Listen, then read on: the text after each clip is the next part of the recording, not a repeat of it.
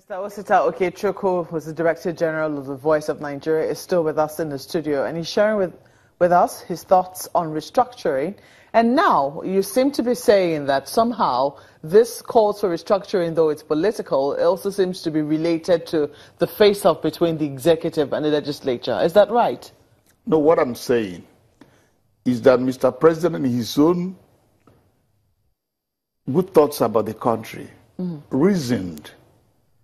He said he's not an economist, but what he could glimpse from what the economists are saying is a shortage of electricity, for instance, is at the core of the anger in the land. That he had stifled industrialization, he had stifled employment, he had stifled individual initiatives, he had hampered the growth of the Nigerian economy. If you go through the economic recovery and the growth plan by our regime, you will notice that all these were highlighted. How do you invest in Nigerian people properly? That it had been failed, because if you don't have electricity, for instance, and you borrow a barber some money to buy genset, at the end of the day, he increases his tariff, and his customers, some will run away and start barbing themselves. But the thing right now is you seem to be insinuating that these loans to develop the country have not been passed yet by members of the National Assembly. That is my own position, because if somebody had brought a loan, a government had brought a loan, and this was acquitted and accelerated because of the international community, recognize that your president can be trusted.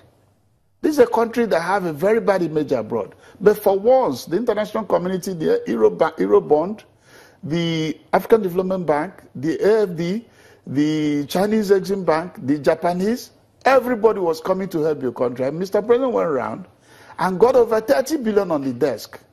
And these 30 billion were meant to advance the prosperity. Like the Mambila power plant, for instance, is about $4.8 billion. What are you holding to approve it? It will take about 3 years to get it on foot. But you are holding it for 1 year, and within that 1 year, you are not doing anything about it. Enugu water power to improve Enugu water scheme and Nsukka water scheme, $50 million. It's on your desk. You go to the East-West Road that have failed to be completed, $500 million.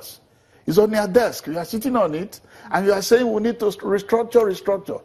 We said yes. We're not opposed to restructure. Even the CONFAB, the South-East, South-South, they finished.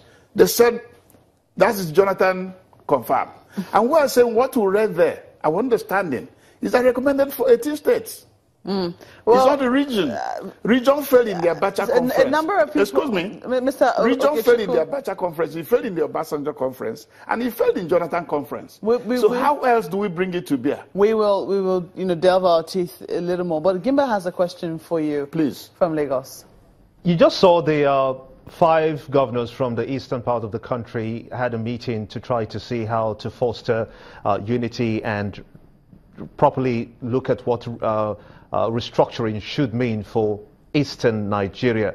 Do you think that their coming together will have that kind of impact that will dissuade that quest to break away from Nigeria? Or are they coming in a little too late? Or do they have a master plan that will work for the Southeast? No, let me start by saying that I'm happy that they are meeting together.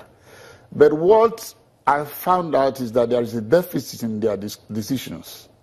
I had thought that since Mr. President had said Nigerian states should borrow to get out of recession, to improve growth of the people, to invest in people, to improve our critical infrastructure, I expected them to say, okay, Mr. President, yes, we have a source of loan of $20 billion or $100 billion.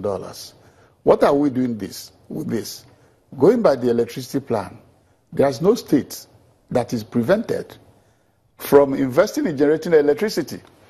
There's no state that is prevented from investing even in solar to make sure that all the schools in the state, all the hospitals in the state are not lacking electricity. No state. The law did not say that.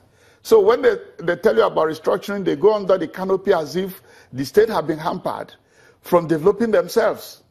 There's nothing like that. So I expected the South, South, and Southeast to say, okay, we have the capacity today.